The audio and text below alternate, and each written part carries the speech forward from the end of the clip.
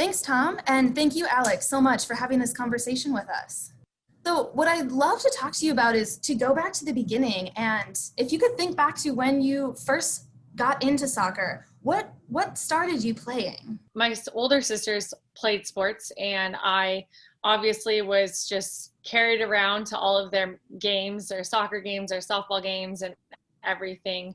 And so starting when I was like 2 or 3 years old, I obviously just had like a natural like gravitation towards sports because of that. I always wanted to be just like my older sisters. And so I wanted to do whatever sports they were doing. I wanted to try to like play with them, even though they're 4 and 6 years older than me.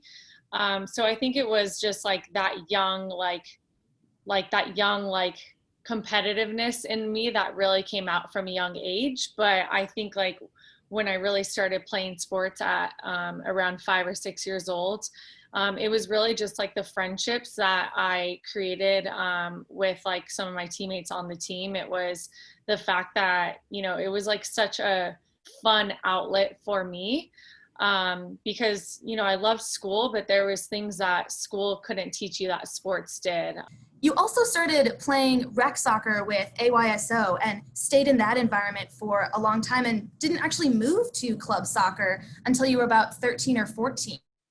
So why did you stay with AYSO for so long, and what was the experience like with your teammates and your coaches? And one of the biggest reasons was that I loved playing all different sports, and I didn't want to narrow it down to one sport and feel like they say burnt out too early. I felt like soccer was like so fun for me, and it was clearly my number one sport above like softball and track and basketball and volleyball, like all the other sports that I played.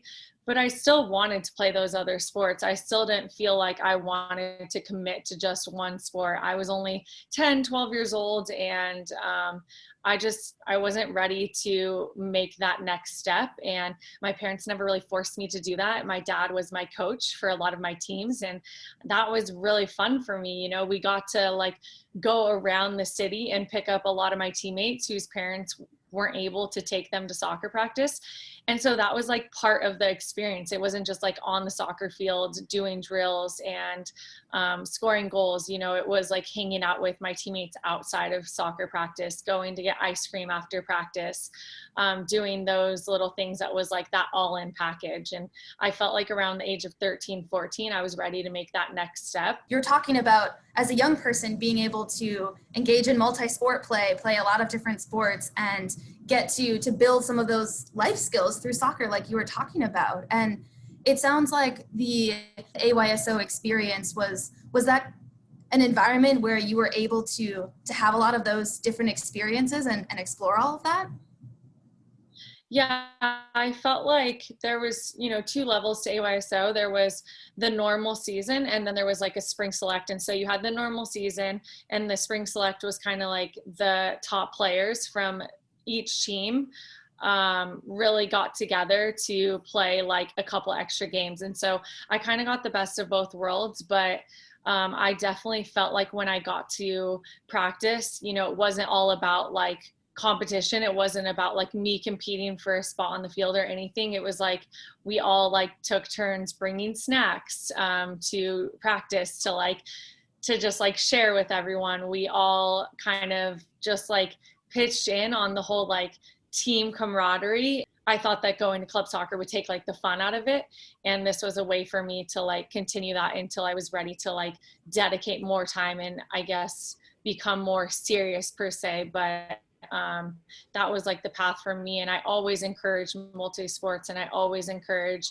really being courageous with like what you want to do, even though it's not the norm. And everyone back then like made fun of the path that I took because it was something that was unorthodox, and it meant that I was maybe late to the game going to youth club soccer, or starting a little later than some people. But at the same time, like if you look where I am today, it doesn't have to do with like making all the right steps along the way. It just has to do with like that self-belief, that confidence, making sure that like you're enjoying yourself and like continuing to grow the passion for what you want to do in life. And for me, that's always to play sports. So thinking about the youth sports system in general, how do you think more coaches can continue to make sports fun for kids, no matter what they're playing, when they're younger? I mean, I think that a lot of times, like in practice, a way that you can make things fun is like less competition within each other, within the team, and more like working together towards like a greater goal. Obviously, you're going to be playing like 5v5 or 11v11. You're going to be wanting to prepare for a weekend's game, but I think like as much as you can, like working together, like promoting working together, that would be like the most important thing for me, because on a weekend, like weekend games come along and you want to make sure that you stick together regardless of a win, loss, or tie, and knowing that regardless of that result, like you should feel like proud of the work you put in. And I think that that's something that like my dad instilled in me, and that's something that I was able to also get from my club coaches once I did transition to youth club, that I think a lot of youth players don't really get. They don't really get that confidence from themselves and from others, from their teammates, from their coaches. So that's like one side of it, but also I think just like rewarding players for not only like good play on the field, but having a good mentality, like being a good teammate, doing things that help you become like the complete player, because you're not a complete player if you play the best soccer. That's not, there were so many girls growing up that were so much better than me at soccer, but I wanted it more. I felt like I had a great support system. I was a good team player. I was coachable. Like I had like all of the things that I needed to continue to grow as a player. And that's why I'm here today. And how do you think that your youth sport experience contributed to that work ethic and the career that you've now built for yourself? I always encourage kids to play multiple sports because of that exact reason. I feel like not narrowing it down to soccer too soon helped me learn so many different skills, and it helped me with time management. It helped me with just learning different skill sets, different mentalities, and I mostly did team sports. I did a couple individual sports like in track and cross country, but I love just like that team camaraderie. And I feel like that was so important to my youth. And that's like one of the biggest things I'm so grateful for, is like not narrowing it down to just soccer. Even today, when this is what I do every single day is play soccer. I don't wish that I had one more day when I was a kid, because I was so happy with the path that I had chosen in playing so many different sports and learning to love like different things. And when I got to soccer practice, actually loving it every single time, rather than saying, oh, another soccer practice, like I've already had 3 of these today, like I'm ready to be done with it. I never have like had that sort of mindset. Yeah, you have a really unique perspective about not only from your own youth sport experience, but also about what the field should look like. And you've used a lot of your platforms and partnerships to try to communicate with young people, including one of the series that you're writing for middle schoolers called The Kicks, which features a lot of themes that you've talked about that have been part of your youth sport experience, like friendship and leadership and using soccer to help translate all of that. So what inspired you to write those books, and why the focus on middle schoolers? So yeah, I have 11 books out so far in the Kick series, and I started this, I want to say almost 10 years ago, or maybe 8 years ago. So it's crazy to just see just how many books are out there, and just how many girls have got their hands on it and are excited about it. And that's what I intended for all along. I wanted it to be towards like middle schoolers, to be towards like that 12 to 14 age range, because I noticed even from when I was that age that a lot of my friends were dropping out of sports at that age, because of either, focusing more on the social, like their social life or other things that, or maybe just the fact that they didn't have that like self-belief or that confidence. And as much as sport gives you that, I feel like girls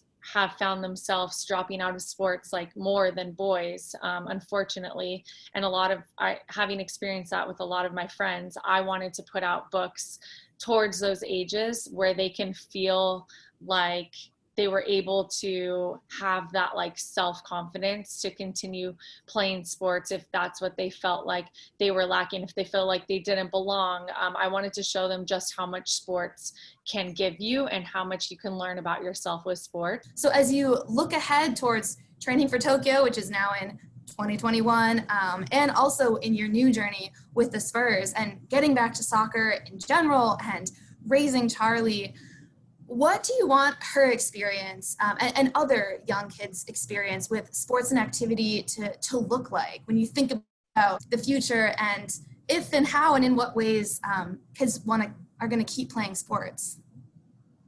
Yeah, well, having my experience like mostly with soccer, I see how the system is set up now, and I think it could be so much better, because I think that kids are forced into one sport at too much of a young age. And I think that the travel of youth sports is just crazy. There's so much great competition within your own state, within your own county. It's really unnecessary to have like so much travel across states.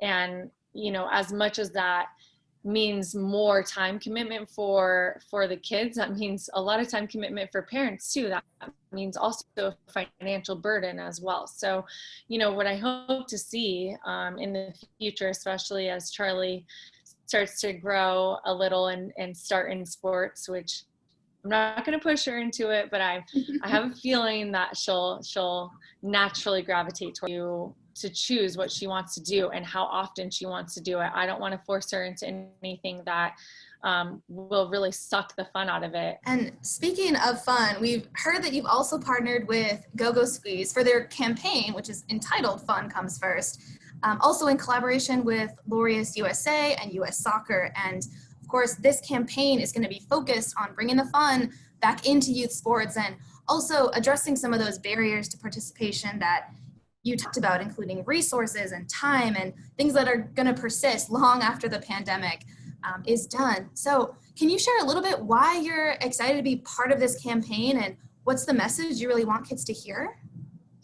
Yeah, well, I absolutely loved partnering with Go-Go Squeeze for this campaign and moving forward. First of all, because as a new mom, I'm really excited about the products that Go-Go Squeeze offers, and the fact that I will be having that not only in my soccer bag, but also in my diaper bag.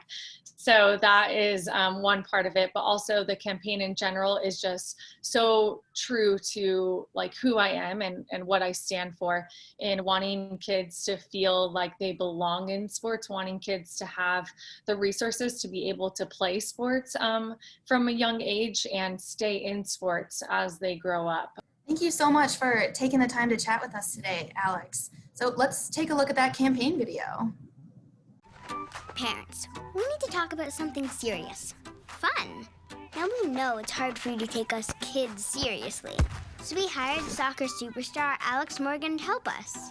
Sports are awesome for lots of reasons. We get to make new friends, learn how to be good teammates. Sports give us skills for when we grow up.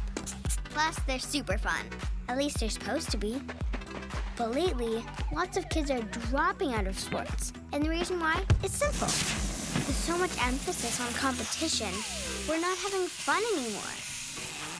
Now, with most youth leagues on hold because of the pandemic, we're worried many kids may never come back.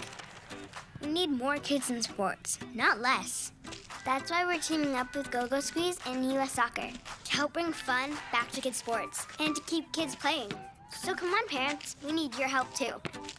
How was that? Awesome, Alex.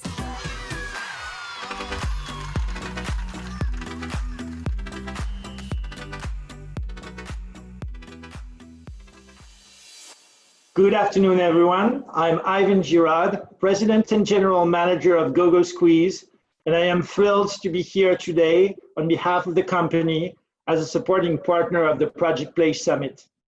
Many thanks to our partner, Alex Morgan, for those powerful words. We're extremely proud to be working with you on this initiative and sharing our mission to ensure youth sports remain fun and accessible to all kids. Go-Go Squeeze is committed in making it easier for families to be healthier and happier every day through our partnerships with US Soccer and Alex Morgan. As part of that commitment, we share in the core belief what many of you tuning in here today know best, that youth sports are vital to improving kids' physical, social, and emotional well-being. And at the same time, we fully recognize that many of the barriers and factors that negatively impact kids' participation in youth sports have only intensified due to the pandemic. That's what drove us to launch our Fun Comes First initiative and partner with the Project Play Summit to help reimagine youth sports by improving the quality of community programs. We hope to inspire kids to stay in the game by reinforcing what's most important to them, fun. We know it is a crucial first step to provide immediate support to those on the front lines who deliver youth sports programs in our communities. That's why I'm excited to announce here today that Go-Go Squeeze is teaming up with Omaze and Alex Morgan to give fans the chance to win a trip to watch the US women's national team to take the field next summer in Tokyo. Most importantly, this is all in support of raising critical funds to fuel Larry's Sport for Good USA's efforts to ensure the safe return to play for hundreds of thousands of youth across the country. To help kick off the fundraising efforts, Go-Go Squeeze will be contributing $50,000 to the cause. Please head to the omaze.com/gogosqueeze to learn more about how you can get involved.